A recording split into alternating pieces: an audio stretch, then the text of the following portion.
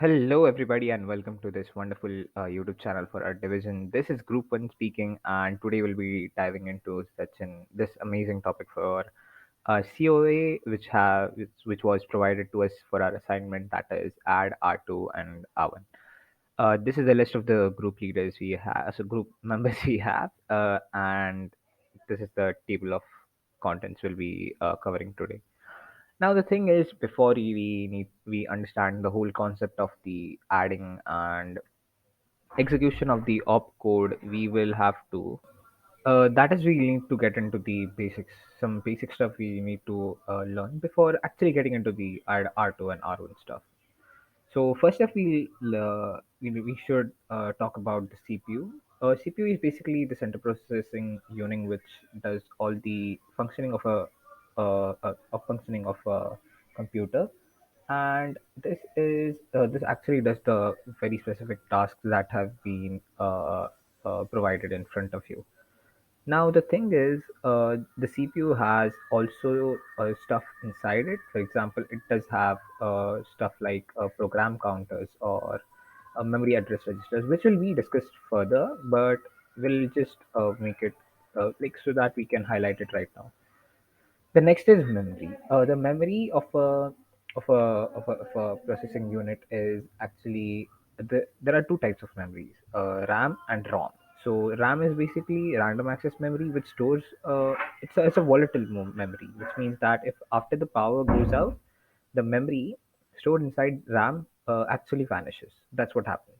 But inside ROM, if once you store something inside a ROM, it will stay there no matter the state of the power circuit. That is what it is. And the thing is, memory also has some other parts which will be discussed further. Now, IO devices. IO devices is basically a short form for input and output device, which is also known as that we call them as IO device. Now, the thing is, it is an hardware that allows a human operator or other systems to interface with a computer. IO devices are capable of delivering data to and receiving data from a computer. These are basically a piece of hardware that can take output or process data. The thing is that output devices come in many ranges. For example, this is input device, which actually takes input from the user. These are output devices, which give the output from the computer, and this is the gray area in between, which do almost both the parts simultaneously. Now, this was my part. The further part will be explained right away. So look at our processor organization. We can see PC is a program counter. So program counter always store address of the next instruction to be executed. What instruction we want to execute, the address will always contain in program counter. Here the next part is MAR, that is memory address register, holds the address of the location to be accessed. Input of MAR is connected to internal bus and output is connected to external bus. In basic terms, MAR contains the address of the register. Next part is MDR register, that is memory data register. This contains the data to be written into or read out of the address locations. It has two inputs and two outputs. Data can be loaded into MDR either from memory bus or from internal processor bus. And if you look at this image properly, data lines and address lines are connected to the internal bus via MR and MDR. So the next part is IR, which is instruction register. It is a special register that holds each instruction after it is fetched from main memory. The part above instruction register is instruction decoder and control logic.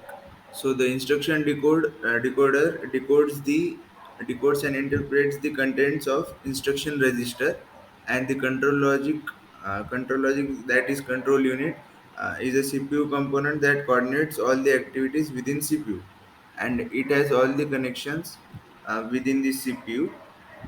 This R02, Rn-1, these are general register which are available for the programmer to use in his or her programs, and the programmer tries to maximize the use of this register in order to speed program execution. So the last is temp, which is temporary register, which is also used for executing the program faster.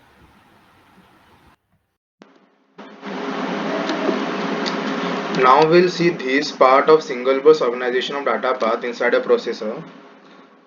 These are Y and Z. These are the temporary register. This is MUX. It is a network device that allows one or more analog or digital input signal to travel together over a same communication transmission link. MUX either select the output of register Y or a constant value 4 to be provided as an input in A to ALU. The constant value 4 here is used to increment the content of program counter. This is ALU, arithmetic and logical unit. It is a combinational circuit that has no internal storage. ALU gets the two operands, one from MUX and another from bus. The result of ALU is temporarily stored in register Z. So here in this part, we are going to see how an instruction is completely executed in single bus CPU organization. Here our instruction is add R1, R2, and we require total 6 steps for execution of this complete instruction. Now the first 3 steps represent the fetch phase and the next 3 steps represent the execution phase. So there are total 6 steps. Now each step represent one clock cycle. So there are total 6 clock cycles required for the complete execution of this instruction, and the first 3 steps will be common for all instruction no matter what the instruction is. For example, the instruction is subtract r1 comma r2, or the instruction is add r3 comma r1, or add in bracket r3 comma r1. No matter what the instruction is, these 3 steps will be common, so remembering these steps will be beneficial. So now let us go on to the fetch phase. Here the motive is to import the instruction into the I register from the memory.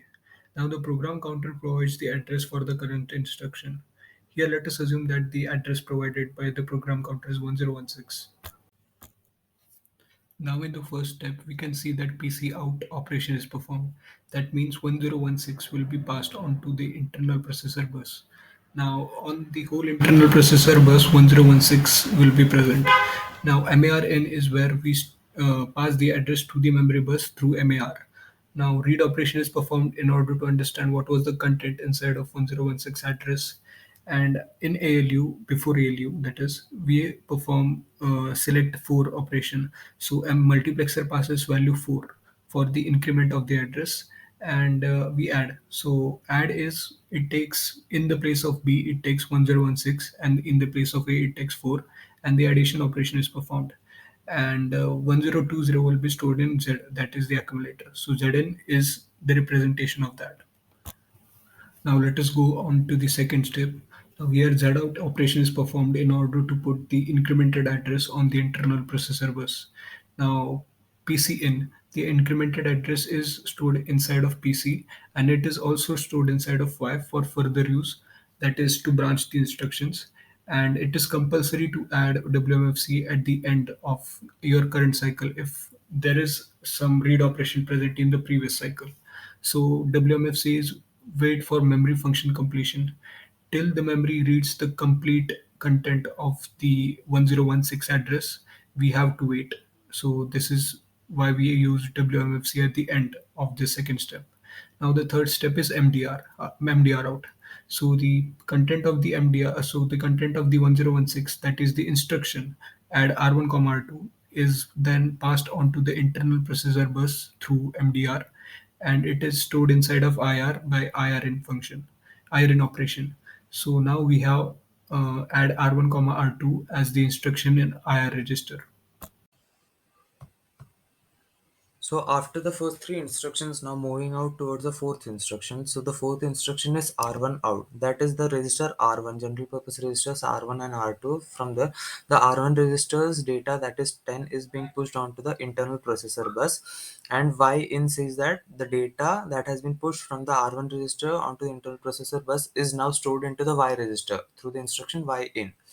And after that, through multiplexer, The constant 4 is not taken now, but the value of y is taken through the multiplexer into the arithmetic logical unit, and it is stored in the register A inside the arithmetic logical unit.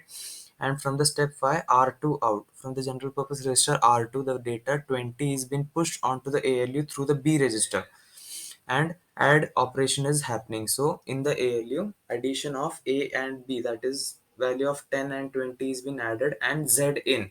So in Z in, what happens is the value that has been stored in the value that has been stored after performing the operation of A plus B is now stored into the Z register, and Z in means value has been inputted into the Z register.